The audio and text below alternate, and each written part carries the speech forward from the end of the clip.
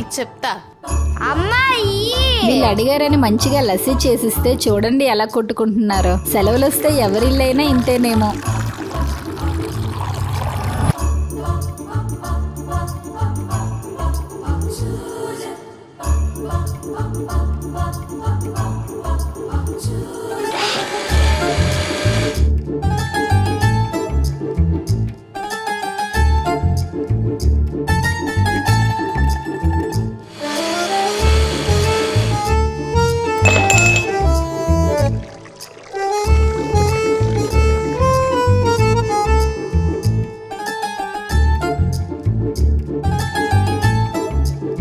తమ్ముళ్ళు లస్సీ చాలా బాగుంది కదా. అవును